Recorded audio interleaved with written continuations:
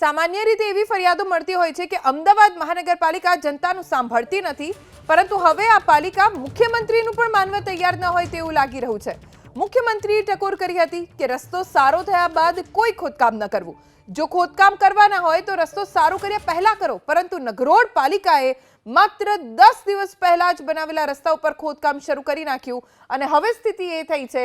કે લોકોના ખર્ચે હવે આ ખોદકામને પુરાણ કરવામાં આવશે।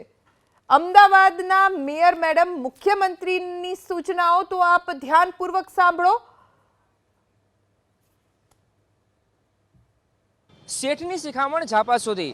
આ કહેવત અમદાવાદ મહાનગરપાલિકાના સત્તાધીશોને બરાબર લાગુ પડતી હોય એ પ્રકારનો ઘાટ સર્જાયો છે। જોધપુર અને વેજલપુર વિસ્તારને જોડતો આ રસ્તો છે, બરોબર ગ્રીન એકર સોસાયટી આવેલી છે ને બહાર તમે જોઈ રહ્યા છો કે રસ્તો હજુ તો અઠવાડિયું થયું હતો અને ફરીથી ખોદકામ કરવામાં આવ્યું છે। ખોદકામ એટલા માટે કરવામાં આવ્યું કે જે ગટર લાઇન હતી, ગટર લાઇનની માટેના ઢાંકણા ફિટ કરવા માટે આ રસ્તો છે એ રસ્તો વચ્ચેથી તોડવામાં આવ્યો અને આપ જોઈ રહ્યા છો કે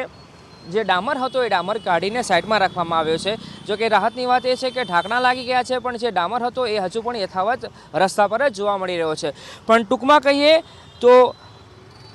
અઠવાડિયા કે 10 દિવસ પહેલાં મુખ્યમંત્રી ભૂપેન્દ્ર પટેલે ટકોર કરી હતી કે રોડ રસ્તા બની જાય અને એ પછી અલગ અલગ કામગીરી માટે એ રસ્તાને ડેમેજ કરવામાં આવતો હોય છે, જેના કારણે ન માત્ર કોઈ સ્થાનિક નગરપાલિકા પણ આખી સરકારે એ બાબતનું સાંભળવું પડતું હોય છે, એટલે એની ટીકા થતી હોય છે। એ પ્રકારની વાત કરી હતી અને હસતા હસતા ટકોર પણ કરી હતી। પણ હવે તો અમદાવાદ મહાનગરપાલિકાના સત્તાધીશો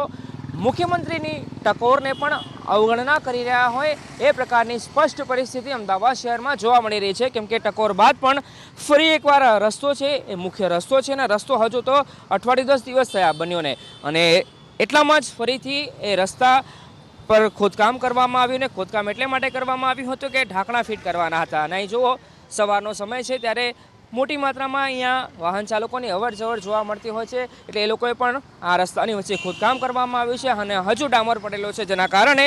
ડિસ્ટર્બ થવાની એમને ફરજ પડી રહી છે, એટલે કે અડચણરૂપ આ આખી કામગીરી છે અહીંથી પસાર થતા લોકો માટે હાલ પડતી જોવા મળી રહી છે। કેમેરા પર્સન નૈનેશ ગુરિયા સાથે અર્પિત દરજી, બીપીએસ સ્મિતા, અમદાવાદ। હવે આપને સંભળાવીએ કે મુખ્યમંત્રીએ રસ્તાઓમાં ખોદકામને લઈને શું ટકોર કરી હતી। રીતે કામ કરીશું તો જ એમાં કામ થવાનું છે,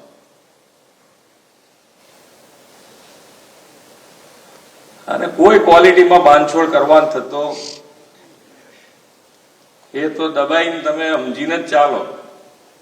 જે ભલે 2 દાડા કામ ના થાય, 2 મહિના કામ નહીં થાય, કોઈ ટેન્ડર નહીં ભરે તો ચાલશે,